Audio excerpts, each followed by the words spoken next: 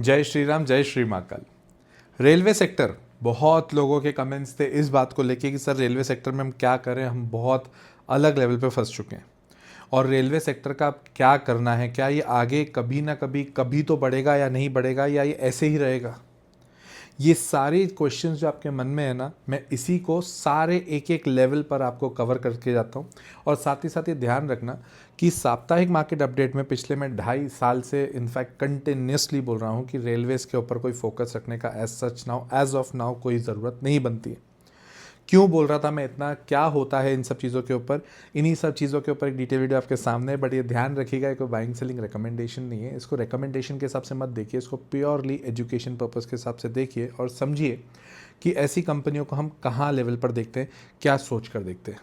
और अगर आप इसके अलावा मेरा एक्सक्लूसिव कंटेंट देखना चाहते हैं तो इस वीडियो के नीचे ज्वाइन का बटन है, ज्वाइन का बटन दबा दीजिए और वहाँ पर एक्सक्लूसिव ग्रुप का पार्ट बन जाइए, जहाँ पर एक ही फंडा चलता है, यू कमेंट आई मेक।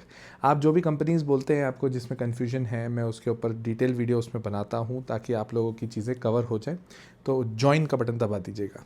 अब बात करते हैं रेलवे सेक्टर की। हो क्या रहा है इस सेक्टर में, इतनी तेज़ी से जो गिरावट चल रही है, क्यों चल रही है, क्या है ऐसा जो रेलवे सेक्टर को रोक रहा है। स्कोप वाइज तो सब बढ़िया है। देखिए क्या होता है, किसी भी सेक्टर को एनालाइज करने से पहले हमें ये देखना पड़ता है क्या गवर्नमेंट का उसमें इंटरेस्ट है। सर रेलवेज़ का तो हर बार इंटरेस्ट है, रेलवेज़ का तो अलग से बजट भी आता है, कोई डाउट नहीं है मेरे को, सही बोल रहे हो आप। बट द पॉइंट इज़ क्या उसके ऊपर कैपिटल एक्सपेंडिचर बढ़ रहा है। सर वो भी बढ़ ही रहा है, उसमें भी कोई डाउट नहीं है। रेलवेज़ में बहुत सारी चीज़ें चल रही है, मेट्रोज़ आ रही है, तेजस आ रहा है, वंदे भारत आ रहा है, बुलेट ट्रेन की बातचीत चल रही है, हर सिटी में मेट्रो चल रही है। अब आप ना 2 मिनट शांति से अनबायस्ड बेसिस पे 2 मिनट सोचो। वर्ल्ड में एज ऑफ नाउ वॉर की जितनी सिचुएशन है, जियोपॉलिटिक्स का टेंशन है, वहाँ पर आपको दिख रहा होगा कि डिफेंस का एक अलग ही रुझान है। स्कोप वाइज डिफेंस एक अलग लेवल पे जा चुका है। रेलवेज की अगर आप बात करोगे तो क्या रेलवेज में उस लेवल का, I am not comparing apples with oranges, but आपको समझ में आना चाहिए, आप जब पैसे इन्वेस्ट करते हो ना तो आप ये सोच के करते हो कि ये फ्यूचरिस्टिक, इसमें बहुत ज़्यादा स्कोप मिलेगा या नहीं। इंडिया का रेलवे बिजनेस इज ऑलरेडी एक मैच्योर्ड लेवल पे है। आप उसमें कितना एक्सपैंड करोगे और क्या एक्सपैंड करोगे। दूसरी कंट्रीज़ में कर दोगे क्या एक्सपैंड, वो भी चलो कर रही है, इरकॉन जैसी कंपनियां वो भी कर रही हैं। स्कोप वाइज जो नई टेक्नोलॉजीज लानी थी गवर्नमेंट को, वो 2020, 21, 22 में ले आई और अब उसका एग्जीक्यूशन चल रहा है। तेजस का हो गया, उसके अलावा मेट्रोस का हो गया, बुलेट ट्रेन की भी बातचीत चल रही है। रोड, रेलवे और एयरवेज, ये तीनों जो सेक्टर्स है ना, ये कभी भी एकदम बहुत तेज़ी से आपको ग्रोथ दे देंगे क्या? The answer is always no, unless and until, जैसे अभी बीच में आई थी खबरें कि रोड्स का इंफ्रास्ट्रक्चर और बढ़ाने की बातचीत चल रही है और भरपूर उसमें क्या चला, इन्वेस्टमेंट चला, तो समझ में आता है चलो एक साइक्लिकल बेसिस पे वो चल जाएगा। 2021-22 में 2020-21-22 में अच्छी खासी तेज़ी मिल चुकी है रेलवेज़ में, जो कि एक्सपेक्टेशन से बियॉन्ड थी। मैं आपको अपना ही फ्लॉप बताता हूँ। मैंने भी IRFC लिए थे, 21-22 रुपये में लिए थे, मैंने 25 रुपये में एग्जिट कर दिए थे। एक आधी हफ्ते में ही मेरे को इतना मिल गया था, मैंने चलो ठीक है यार, मेरे को इसमें वैसे भी बहुत टाइम तक इन्वेस्टेड रहना नहीं है। रेलवे जैसा सेक्टर मेरे को बहुत अच्छे से दिल से वैसे पसंद भी नहीं आता, तो ऑटोमेटिकली, दिल से इन द सेंस मतलब लॉजिकली अगर मैं बात करूँ तो मेरे को समझ में आता मेरे को नहीं डालना है क्या इसमें पैसे, तो मैंने दूसरे सेक्टर्स में पैसे डाले, वहाँ पे भी बन गए। But the point is Railways के ऊपर आपका एक इंटरेस्ट होना चाहिए। अब फिर सर रेलवेज़ बढ़ेगा या नहीं, रेलवेज़ हमेशा एक बेस बनाने के बाद धीरे धीरे धीरे धीरे धीरे बढ़ेगा, ये हमेशा ध्यान रखना। कभी भी एकदम से रेलवेज़ भागने की कोशिश करेगा क्या, वो कुछ सालों में होता है, 3-4-5 साल में एक कोई गवर्नमेंट ने ऐसी न्यूज़ दे दी कि हाँ रेलवेज़ को हम बढ़ाना चाहते हैं तो होगा। In short, am I saying कि ये वाला पूरा का पूरा सेक्टर गवर्नमेंट ओरिएंटेड है? यस। क्या मैं ऐसा बोल रहा हूँ ये गवर्नमेंट के पर डिपेंडेंट है? यस। इंडियन रेलवेज है भी गवर्नमेंट की मोनोपोली, तो यहाँ पर जब तक गवर्नमेंट के बजट में बहुत तगड़े रिटर्न्स, तगड़े इन्वेस्टमेंट्स नहीं आएंगे तब तक ये नहीं बढ़ेगा। इफेक्टिवली अगर आप देखोगे, डिफेंस का बजट 8 लाख करोड़ के करीब करीब पहुंच गया है, जबकि रेलवेज का 2.93 करोड़ तक ही है अभी भी, है ना, जिसमें मेट्रोज भी आ गई, वंदे भारत भी आ गई, तेजस भी आ गई, बुलेट ट्रेन भी आ गई, सब आ गया। कनेक्टिविटी का बेसिकली कॉन्सेप्ट ये लोग कर रहे हैं। अब है ना, लोग रेलवे सेक्टर में डालते हैं ना, तो रेलवे सेक्टर में लोगों के दिमाग में होती है सिर्फ 3 कंपनियाँ, इरकॉन, RVNL, IRFC, और चौथी हो जाती है आपकी IRCTC। बट ऐसा नहीं है। रेलवे एक पूरा इकोसिस्टम है। इस इकोसिस्टम में आप अगर देखोगे तो आपको बहुत सारी कंपनियां मिलेंगी। टीटागढ़ वैगन होगी जो डब्बे बना रही है, रेलवे कोचेस बना रही है। उसके अलावा जुपिटर वैगन होगी, और उसके अलावा टेक्समैको रेल होगी। अब ये तो डब्बे बनाने वाली कंपनी होगी। इंजन भी कोई बना रहा होगा, BEML करके कंपनी है, वो इंजन्स बना रही है, मेट्रोस के भी बना रही है। RVNL का मेनली काम ये होता है कि ये एग्जीक्यूशन जो इन्होंने बोल रखा है वो बराबर टाइम पे हो रहा है या नहीं हो रहा है। उसके अलावा रेलटेल नाम की कंपनी है। आप जब इंटरनेट लेते हो रेलवे स्टेशन पे, प्लेटफॉर्म से आपको इंटरनेट मिलता है, जो कि अजीब सा ही चलता है, बिल्कुल भी स्ट्रॉन्ग नहीं चलता, बट फिर भी वो कनेक्टिविटी से लेके हर चीज़ का रेलवेज़ के ऊपर है। इसके अलावा IRFC जितने भी प्रोजेक्ट्स होंगे रेलवेज़ के, उसको फाइनेंस करने की वो कंपनी है। इरकॉन जो रेलवे का इंफ्रास्ट्रक्चर, पटरियाँ और ये ब्रिजेस, टनल्स, ये सब बनाती है। कंटेनर कॉरपोरेशन जो कि ट्रांसपोर्टेशन लॉजिस्टिक्स कंपनी है रेलवे के लिए। और उसके अलावा IRCTC जो टिकटिंग कंपनी है। ये पूरे इकोसिस्टम में लगा दे। हम लोग फोकस करते हैं RVNL, सर रेल है, इंडियन रेलवेज है, RVNL, रेल है, IRFC, इंडियन रेलवेज है, IRFC। ऐसे नहीं होता है, आपको पूरा इकोसिस्टम समझना पड़ेगा। इनफैक्ट मेरे हिसाब से अभी अगर आप डीप में फोकस करने जाओगे ना, तो जब तक बीच में एक आपने चीज़ सुनी होगी, रेलवे ने नया एक कॉन्सेप्ट लेके आए, कवच। और वो कवच का मेन फंडामेंटली क्या था कि भाई हमको ये देखना है कि हमारी ओवरऑल कंट्री में जितने भी ट्रेन एक्सीडेंट्स हो रहे हैं उसको रोकना है। उसको रोकने के लिए इन्होंने एक अलग से कवच का सेटअप बनाया, एक स्कीम बनाई, और उसमें बहुत सारी कंपनियां थी जिसमें सेंसर, सिक्योरिटी और सबके ऊपर लोगों ने काम शुरू किया। वो अभी थप पड़ा हुआ बैठा हुआ है। HBL पावर, करनेक्स, KEI, ये सब इस वाले सेक्टर में आ सकती थी, और जिसमें अच्छा खासा ग्रोथ दिख भी रहा था।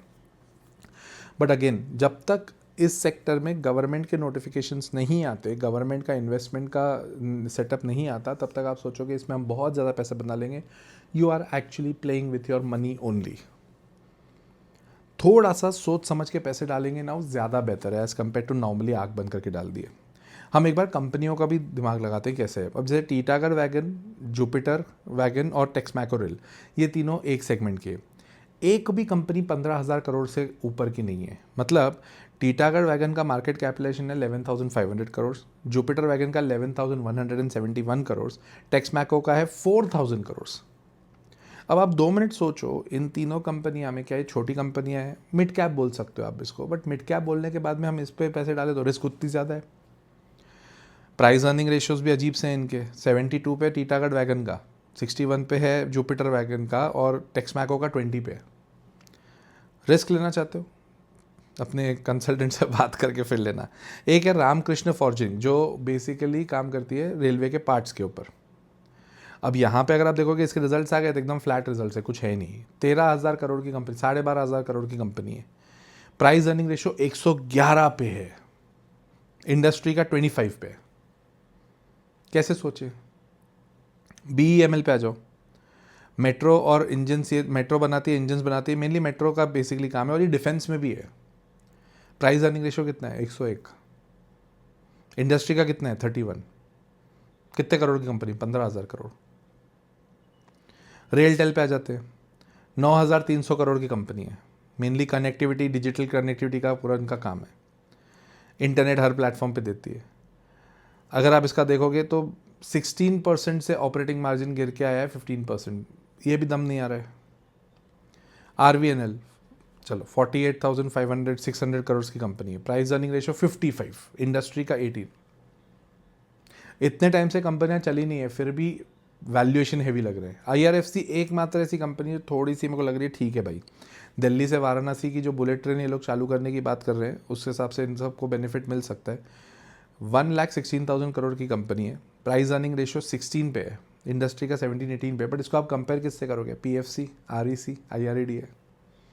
PFC का प्राइस अर्निंग रेशियो 5 पे, REC का 6 पे है, इसका 16 पे है।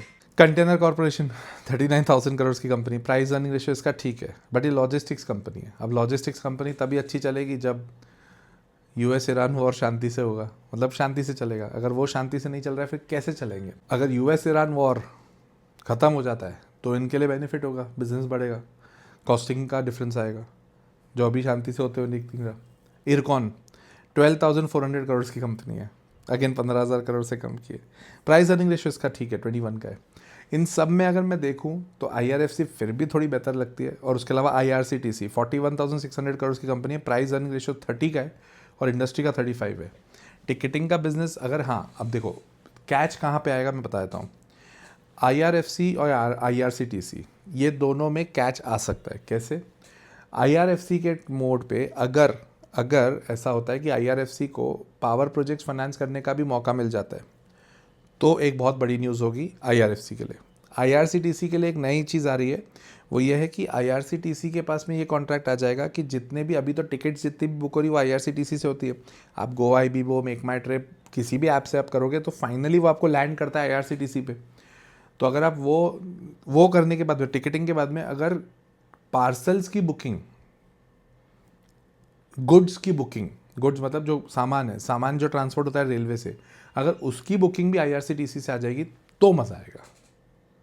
तो स्कोप बढ़ गया ना। अगेन मैं स्टार्टिंग से ही बोल रहा हूँ, स्कोप बढ़ना चाहिए ना, तो फिर स्कोप बढ़ेगा।